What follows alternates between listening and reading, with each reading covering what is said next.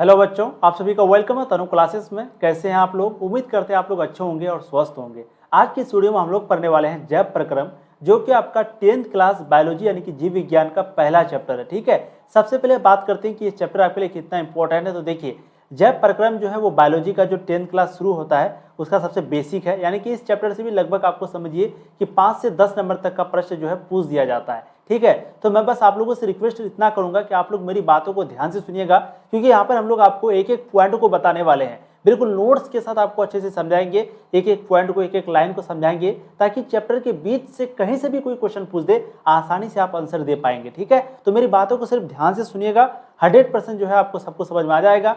और देखिए, जैसे आपको हम बोले थे कि फिजिक्स का, साइंस का अलग कॉपी एक बनाना है, और इस कॉपी में टोटल 3, मतलब कि एक कॉपी को 3 भाग में बांटना है। एक भाग बायोलॉजी का होना चाहिए, एक भाग केमिस्ट्री का, एक भाग फिजिक्स का यानी कि भौतिकी का। ठीक है, तो बायोलॉजी यानी कि जो जीव विज्ञान है उसका एक अलग कॉपी होगा, तो वहीं पे इन सारी चीजों को आप लोग नोट कीजिएगा। ठीक है, चलिए शुरू करते हैं। जैव प्रक्रम, सबसे पहले चैप्टर का नाम है जैव प्रक्रम। तो जैव प्रक्रम होता क्या है, लाइफ प्रोसेस क्या होता है? देखिए, जीवों को अपने जीवन के लिए किए गए अनुरक्षण को क्या कहते हैं? जैव प्रक्रम कहते हैं। जैसे हम लोग भोजन करते हैं, सांस लेते हैं, भोजन करते हैं, उत्सर्जन करते हैं। उत्सर्जन करने का मतलब मलमूत्र निकालना है ना। तो ये सभी चीजों का जो सम्मिलित रूप है वो आता है आपका जैव प्रक्रम के अंतर्गत। ठीक है, तो यानी कि जीवों को, हम लोगों को अपने जीवन के लिए किए गए सभी अनुरक्षण को हम लोग कहते हैं जैव प्रक्रम। भोजन करना, श्वसन करना, उत्सर्जन करना, ये सभी जो है इसका क्या है, एग्जाम्पल है। और इसी का सम्मिलित रूप को, यानी कि सब कुछ का जो सम्मिलित रूप है उसी को कहते हैं जैव प्रक्रम, यानी कि उसके अंतर्गत आता है। ठीक है, अब हम लोग आगे पढ़ते हैं पोषण। और पोषण जो है आपका इंपॉर्टेंट है, पूछा जाता है कभी कभी आपको लॉन्ग क्वेश्चन, यानी कि दीर्घ उत्तरीय प्रश्न में भी ये क्वेश्चन पूछ दिया जाता है पोषण के बारे में। ध्यान से सुनिए। देखिए, पोषण क्या होता है?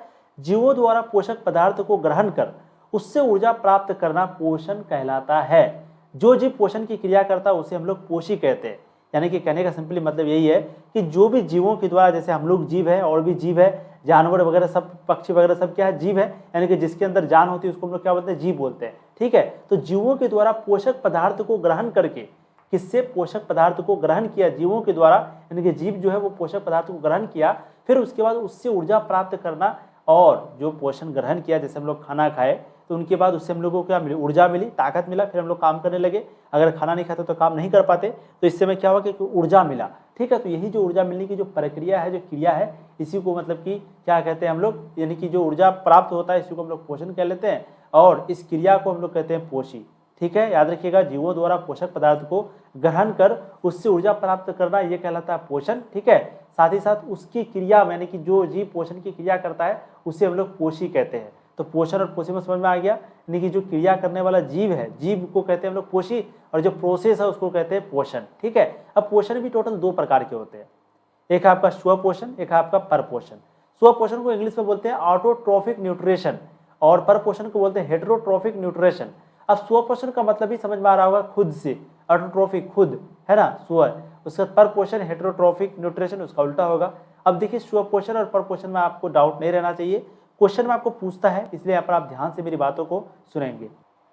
चलिए, अब देखिए स्वपोषण क्या होता है, परपोषण क्या होता है, एक एक करके आप लोग अच्छे से समझने का प्रयास कीजिए, तभी आपको मजा आएगा। ठीक है, और ये बहुत इंपॉर्टेंट है। स्वपोषण, स्व का मतलब होता है ऑटो, यानी कि सेल्फ, खुद से, स्वतः, खुद से, ऑटो, ऑटो मतलब ये काम ऑटोमेटिकली हो रहा है, मतलब ऑटोमेटिक खुद से ही हो रहा है, स्वतः हो रहा है। और ट्रोफ का मतलब होता है न्यूट्रिशन, यानी कि पोषण। ट्रोफ का मतलब होता है क्या होता है? न्यूट्रिशन, यानी कि पोषण। अब डेफिनेशन को देखिए, पोषण की वह क्रिया जिसमें कोई जीव अपना भोजन स्वयं तैयार करता है उसे हम लोग कहते हैं स्वपोषण, तथा उस जीव को, जो तैयार करने वाला जीव है, उसको बोलते हैं स्वपोषी।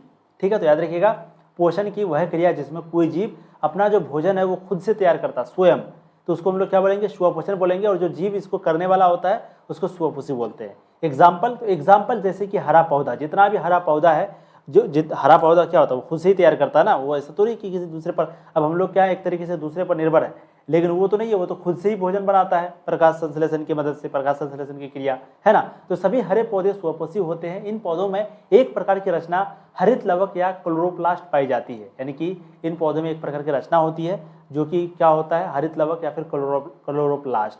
ठीक है, आगे देखिएगा, हरे पौधे में हरे रंग का एक वर्णक होता है। कहने का मतलब है कि हरे पौधे में जो है हरे रंग का एक रंग होता है, वर्णक होता है, जिसे क्लोरोफिल कहते हैं, और यह लवक में पाए जाते हैं। ठीक है, यह लवक में पाए जाते हैं। तो हरे पौधे में जो है, मतलब कि हरे रंग का क्या होता है? एक वर्णक होता है जिसको हम लोग बोलते हैं क्लोरोफिल, और ये कहाँ पर पाया जाता है? लवक में। ठीक है, तो समझ में आ गया आपको यहाँ पर स्वपोषण के बारे में, यानी कि जो सिंपली खुद से भोजन तैयार करें उसको स्वपोषण बोलेंगे।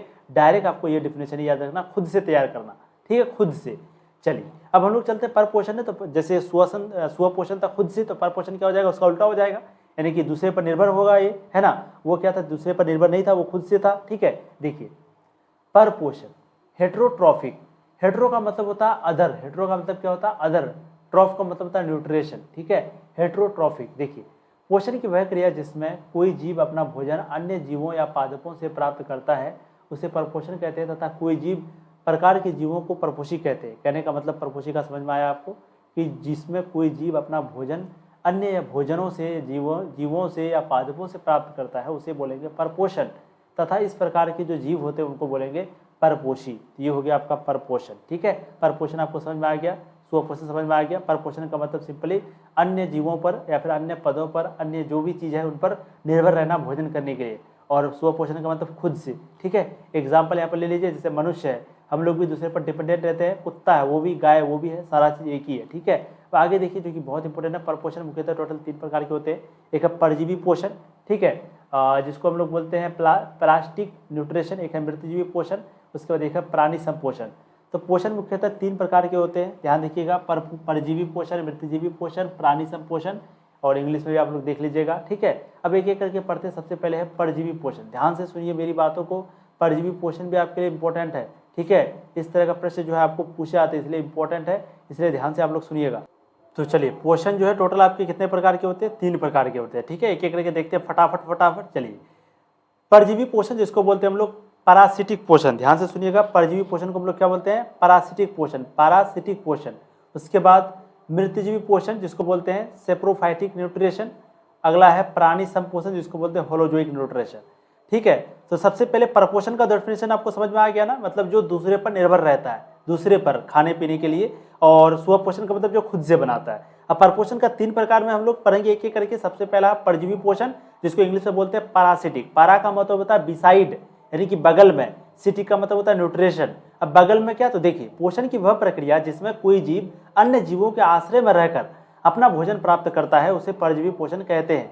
कहने का मतलब है कि अन्य जीवों के आश्रय में, यानी कि दूसरे पर निर्भर होकर के रहता है कि कब भोजन देगा, यानी कि दूसरे परजीवी पर निर्भर रहता है ना, अपना भोजन के लिए। तो इस प्रकार की जो प्रक्रिया होती है इसको हम लोग बोलते हैं परजीवी पोषण। और जो इस प्रक्रिया को करने वाला जीव होता है उसको बोलते हैं परजीवी। क्या बोलते हैं, परजीवी। तो परजीवी पोषण का मतलब समझ में आ गया आपको, जो कि दूसरे पर निर्भर रहता है अपना भोजन के लिए, जीवन आश्रय में रह करके अपना भोजन प्राप्त करता है, वो क्या कहलाएगा, परजीवी पोषण कहलाएगा। और इस प्रकार के जो जीवों को है, इस प्रकार को जीव को हम लोग परजीवी कहेंगे, ठीक है। और जिस जीव के शरीर से परजीवी अपना भोजन प्राप्त करते हैं वह पोषी कहलाते हैं। ध्यान दीजिएगा, परजीवी किसे कहेंगे, जो जीव इस क्रिया को करेगा उसको बोलेंगे परजीवी, ठीक है। और जो जीव के, यानी कि ये परजीवी जिसे भोजन किया तो इसको परजीवी कहेंगे इसकी, लेकिन जिससे भोजन किया, जिसका भोजन किया, मतलब मान लो तो किसी को मार करके खा लिया, तो जिसको मारा उसको क्या बोलेंगे, उसको बोलेंगे हम लोग पोषी।